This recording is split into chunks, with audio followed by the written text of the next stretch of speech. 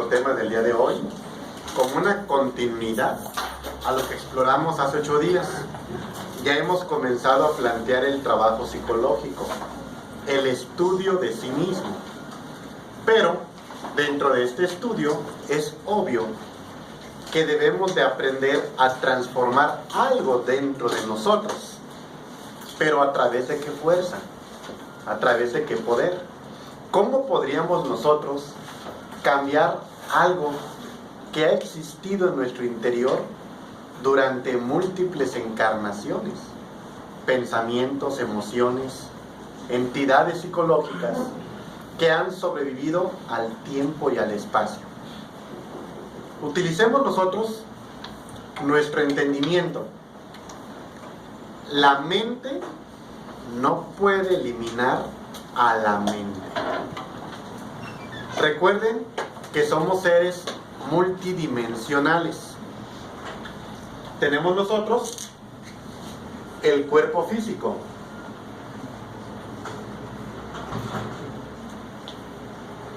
Por encima del cuerpo físico tenemos el cuerpo vital, que es también conocido como el aura humana.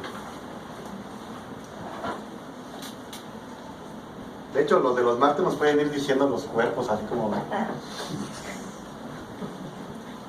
Continúa el cuerpo astral.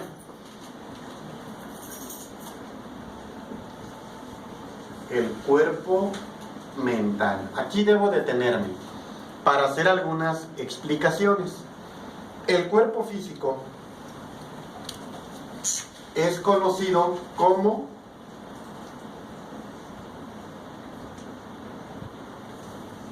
el basamento o fundamento dentro de la Cábala. ¿Por qué? Porque todo ese aspecto íntimo que son los valores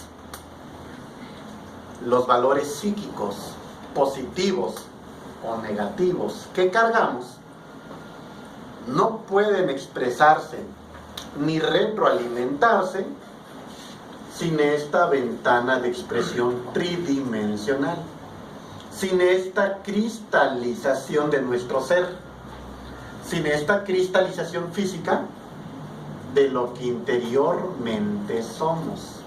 Es decir, si separamos un poco el aspecto de los cuerpos y vemos el aspecto que los anima, tenemos nosotros la psiquis.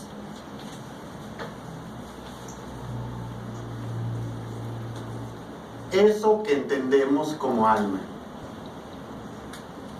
Pero el alma no la poseemos libre en su extensión, sino que se encuentra dividida, fragmentada, entre múltiples entidades psíquicas, porque no son físicas, son psíquicas.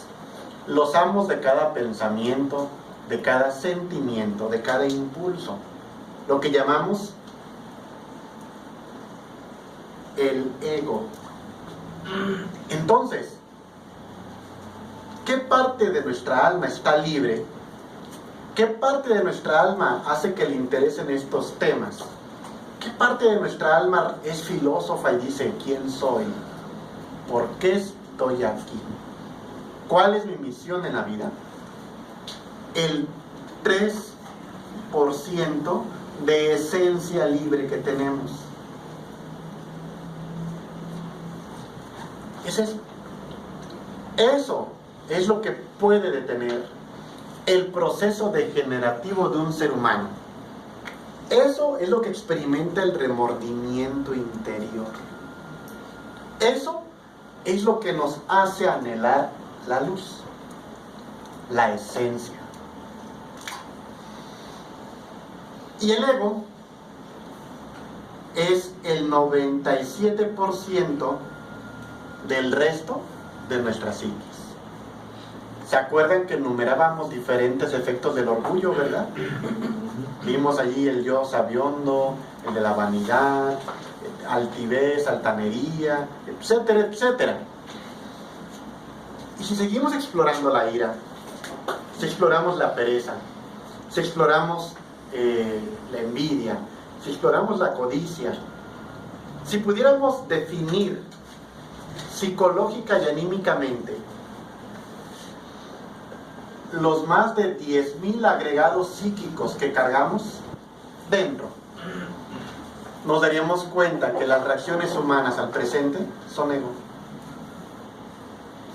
Lamentablemente, toda historia humana se desenvuelve dentro de las impresiones del yo. Es muy poco lo que tenemos libre, esto.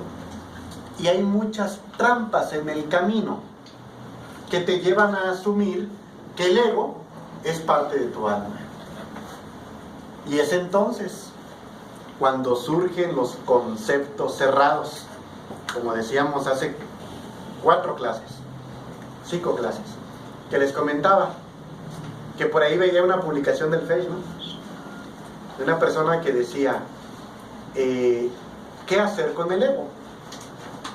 Que dice dicha persona, al ego hay que abrazarlo, hay que iluminarlo, el ego hay que usarlo para servicio del ser. No tiene nada que ver los valores del ego, que son los negativos, con los de la esencia, que son los positivos, y que se encuentran conformando lo que entendemos como alma, nuestra psiquis. Y por encima de ello tenemos a Atman, como le dirían los orientales. Atman es la unidad del ser. Así, Atman existe antes de que existan los cuerpos superiores. Cuerpo causal, cuerpo del alma y cuerpo del ser. Esto que entendemos como el ser es Atman. En la Cábala corresponde al reino de Chesed. Ya luego hablaremos de Cábala con más calma. Pero corresponde a dicho reino. Este Chesed o Atman es nuestra verdadera realidad. Es la mónada que contiene al alma humana y al alma divina que mora en nuestro interior. Este Atman, cuando va a dar origen a su expresión tridimensional, entonces emana de su interior mediante un desdoblamiento al alma divina, que sería esta su ubicación, y el alma humana o causal.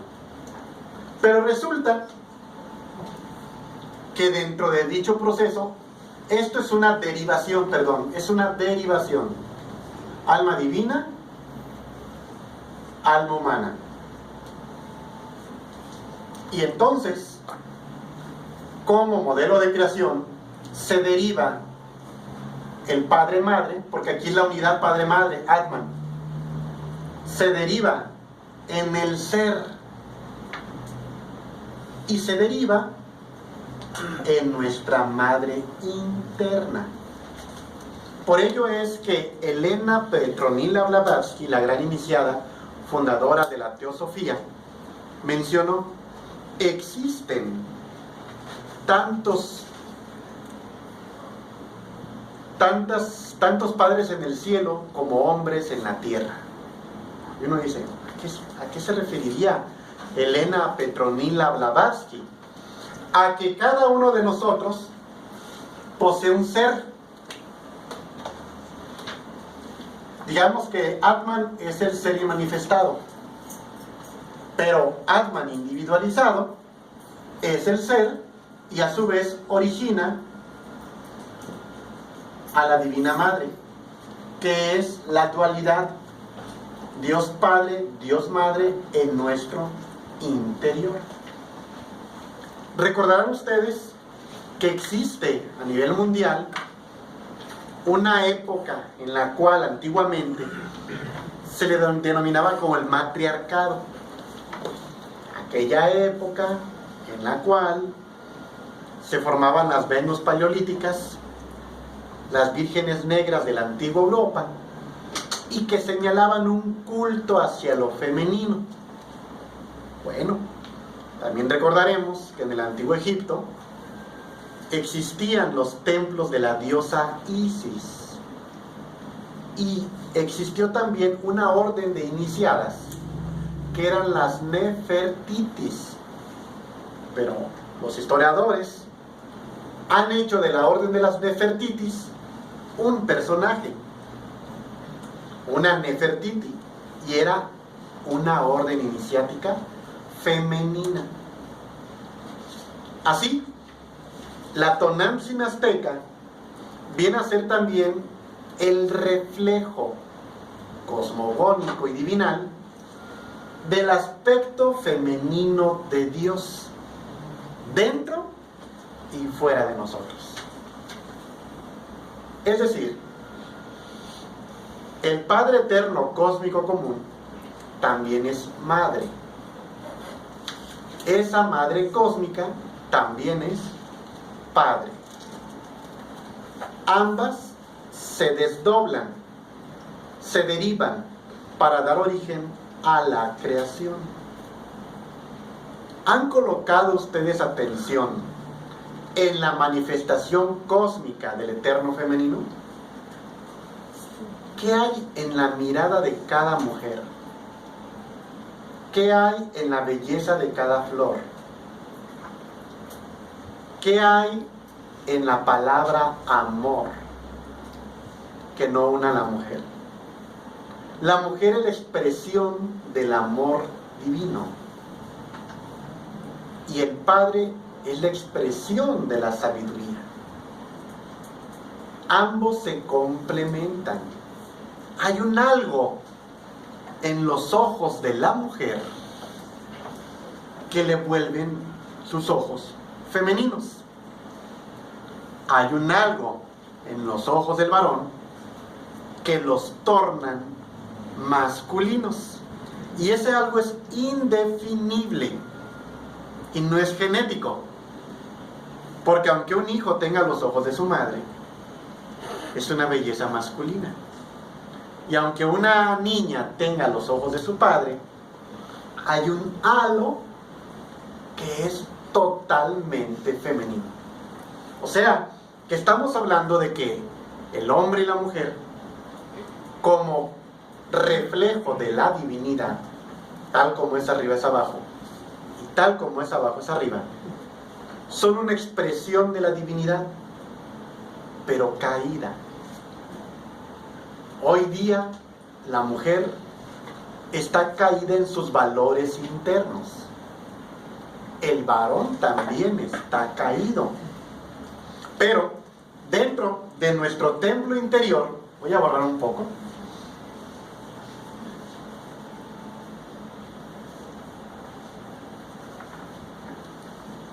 Ese Atman, aunque existe el anciano de los días, el gran Padre Eterno Cósmico Creador, y ese Padre Eterno Cósmico Creador se deriva en tres fuerzas, conocidas como Dios Padre, Dios Hijo y Dios Espíritu Santo, porque el uno engendra al tres. Eso es lo interesante de la Cábala, de que cuando el uno da origen al 3, da origen a una tríada. Y cuando el 1 da origen al 2, da origen a una dualidad. Y en el proceso de esta dualidad surge la creación. Entonces, lo que se deriva del Creador es el resultado de esta manifestación dual, Padre, Madre. Por eso nosotros nos reproducimos de esa forma, igual en la naturaleza. macho y hembra. Y cada uno, hasta la fiera más salvaje, expresa en su faz el eterno femenino. Si a mí me preguntan, oye Julián, ¿tú cuándo has visto a un macho sano? Pues sí, recuerdo una ocasión viendo el National Geographic que salía un macho lomo plateado, un gorila, y que él con su mirada grave y profunda veía a su, ¿cómo le llamaríamos? ¿Clan? Pues sí, ¿verdad? Su clan, su harem tal vez. Se ve muy sexy eso. Bueno, entonces, sí, su manada. Pero su experiencia en la mirada, su profundidad, su fuerza, su seriedad tan masculinizada. Dice uno, qué barbaridad. Y comparas a ese macho con una hembra, y efectivamente se distingue el macho de la hembra. Entonces, tenemos el modelo de creación como reflejo de aquel del cual emanamos y como el camino a seguir. Porque si en pareja caemos, en pareja podemos volver. Ahí hablamos como cuerpos. Pero en nuestro aspecto interior, ese Atman, dentro de nosotros, va a dar origen al ser y al aspecto femenino de Dios en nuestro interior, que externamente ha sido representado por todas las madres divinas del mundo. Por Devaki, por Isis, por Chimalmá, virgen antes, durante y después del parto, por la gran iniciada María. Que no crean que el nombre María fue al azar, ya que María, Miriam, simplemente, llanamente, significa madre. Porque necesitamos nosotros del aspecto femenino de Dios en nuestro interior para poder crear estos aspectos superiores. O sea, el acto sagrado mal utilizado que nos llevó a la caída, observen, es el acto sagrado que nos puede reconstituir internamente, creando dichos cuerpos. Y al mismo tiempo, las dos fuerzas dentro de nosotros, las particulares, íntimas, se necesitan para poder eliminar el ego. Porque el ego habita aquí, en la región de la mente. Y las fuerzas que emanan del ser y de la Divina Madre vienen de este plano. Entonces la conciencia no es el intelecto. La conciencia no es el pensamiento. Por eso el pensamiento y la emoción son el vehículo del ego. Y como estamos dormidos y vemos el mundo de aquí para acá, creemos que pensar, que sentir y que reaccionar es vivir. Y no vivimos, debido a la recurrencia, al retorno y al karma. Por eso en el Tíbet, cuando se enseña sobre la rueda del samsara, no se enseña un manual de cómo vivir feliz en la rueda del samsara. La idea es salirse de la rueda del samsara. Pero con una concepción mental y tridimensional de la vida no podemos. Necesitamos nosotros de las fuerzas del alma y del ser. Recuerden, alma divina, alma humana. Pero entonces, nuestra patria espiritual, Atman, nuestro Dios interno, que como uno, es el nombre que menciona el Apocalipsis de San Juan. Ya lo he dicho muchas veces, ¿se acuerdan? Que aquel que triunfe de las pruebas, se le dará una piedrecita blanca con su verdadero nombre escrito en él. Y cuando doy ese ejemplo, doy otro. Les comento siempre. Por ello el verdadero nombre de Saint Germain es Rakoczy, Porque Saint Germain era un nombre físico y Rákóczi es el nombre original de su ser. Cuando ese ser se encarna, surge un venerable maestro de la logia blanca, un Jesús, un Buda, un Zoroastro, etcétera, etcétera. Y nosotros tendemos a llamar maestro a cualquier individuo que se le ocurra autonombrarse, ¿no? A cualquier fulano que se agarre un nombre exótico, ¿verdad? Sí, porque hasta eso, ¿no? Venerable maestro Ometeo, ay, pues. O sea, en nombre del Padre Creador del universo y del cosmos. Ni siquiera el venerable maestro Pegasolito. Ah, no. Tiene que ser acá un nombre rimbombante. Porque así son los egos. Los egos son vanidosos. Así, vamos a quitar la parte del Padre Eterno Cósmico Común y sus derivaciones. Nos vamos a quedar con Atman y el Dios interno y la Divina Madre. Entonces, ¿qué es una aparición mariana? Alguien dirá, la Virgencita. No. Es la Tonantzin. No. Porque hay una mala interpretación. Cuando pensamos en la Tonantzin, pensamos en un dios, ¿no? Azteca, que representa la tierra. Pero en sí, Tonantzin lo que representa es la madre íntima, particular de cada uno de nosotros. O sea, cada uno de nosotros posee en su interior una diosa Isis. En su interior posee a una madrecita Tonantzin,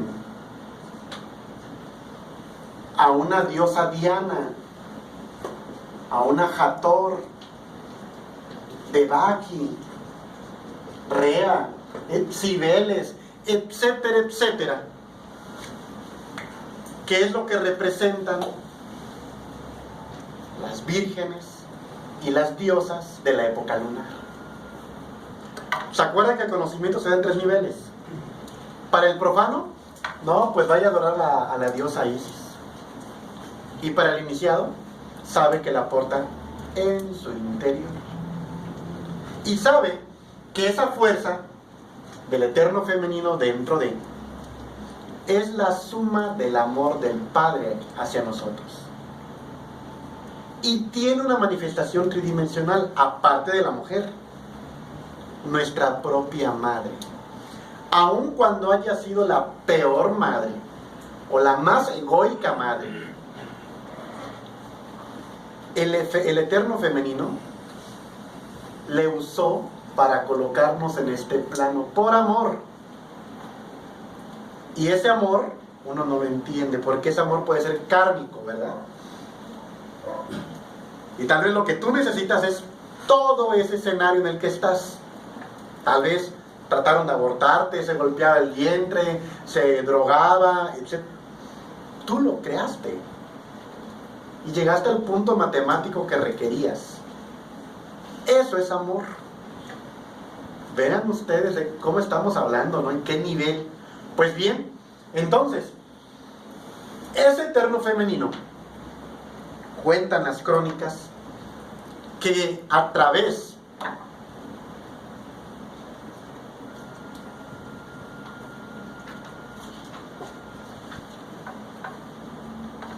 conéctense, a través de la mirada de sus madres,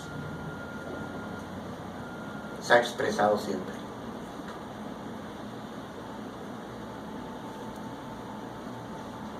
¿Entienden? Pero nosotros no hemos sabido volver a nuestra Madre Divina. Entonces, nos hemos divorciado del Dios interno y de la Divina Madre. Y ahora estamos aquí rodando y sufriendo en este valle de lágrimas. Así, esa fuerza dentro de nosotros se convierte en un poder eléctrico maravilloso de altísimo voltaje. ¿Han escuchado de la Kundalini? Bueno, ese chakra base, Kundalini, chakra Efeso, Muladhara, contiene la potencia eléctrica de la Divina Madre. Entonces, energéticamente, en nuestro interior, es la serpiente de fuego que sube por nuestra médula espinal y que al pertenecer a las partes superiores del cosmos puede eliminar el ego. Y el ego no lo puede resistir. Ella solamente le pide una cosa a su hijo: que lo haya comprendido al ego en todos los niveles del subconsciente. ¿Nos imaginamos lo que son todos los niveles del subconsciente? Hablamos de 49 niveles del subconsciente. Para que nos demos una idea, en la antigua China existió un instrumento llamado el ayatafán. El ayatafán era un instrumento de 49 cuerdas. Y cada cuerda, al ser pulsada, daba la nota de apertura para el subconsciente. Entonces, aquellos meditadores, en torno a dicho instrumento, iban penetrando de nivel en nivel conforme se iban pulsando las notas. ¿Y saben lo terrible que es eso? Porque dejar de pensar aterra al ego. Aterra el yo. Uno quiere meditar y uno, sentí que me moría, sentí que dejaba de respirar, sentí. Porque el ego es el que quiere estar activo a través de la mente. Ahora, por ejemplo, que estamos en estos días, ¿no?, de la Virgen de Guadalupe, todo muy bonito. Pero ¿cómo el varón trata al eterno femenino?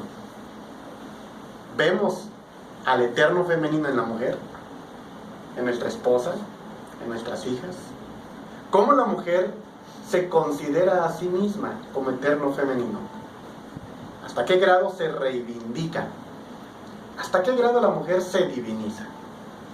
Y no estamos hablando de esos cursillos que hay por ahí, ¿verdad? Iba a decir baratos, pero no son baratos. De odiosas, de diosas y todo eso. Que no tiene nada que ver. Donde se habla de ritos de fertilidad, no tiene nada que ver con la dignificación de la mujer a través del despertar de su conciencia.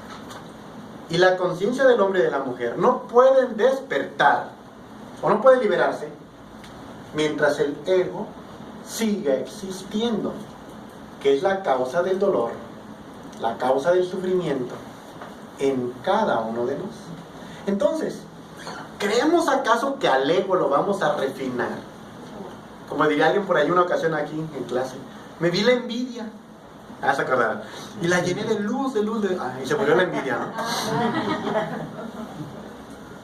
¿no? No, eso no es así, porque la mente no puede eliminar al ego, porque la mente es el habitáculo del yo. El aspecto causal, que es el alma humana, cuando el ser quiere expresarse, se deriva y manda el alma humana a tener cuerpo físico.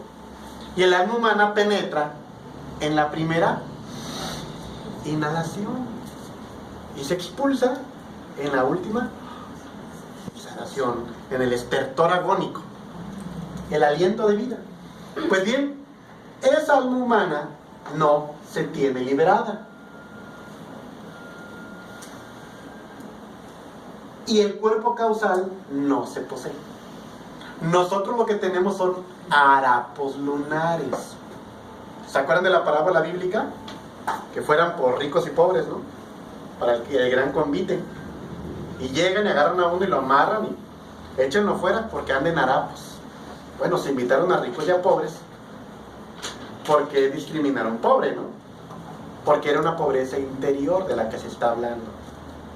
Las vestiduras del alma. Los cuerpos que deben de crearse, que son los llamados cuerpos solares. Por eso vemos que a todas las divinidades se les relaciona con el sol. Ahora, el cuerpo causal como tal no lo poseemos, porque tampoco poseemos el alma liberada. Y la mandan con una misión. Este pequeño 3% de esencia es el pequeño David que tiene que enfrentar al Goliat. Es el caballero de los cuentos medievales que debe de enfrentar al gigantesco dragón y que debe de subir a la torre para poder encontrar a su alma gemela, el alma divina. O sea, el alma gemela, ahí les voy, agárrense el corazón, se lo voy a desemplar. El alma gemela no existe. El alma gemela es el complemento del alma humana dentro de nosotros. Lo que existe es la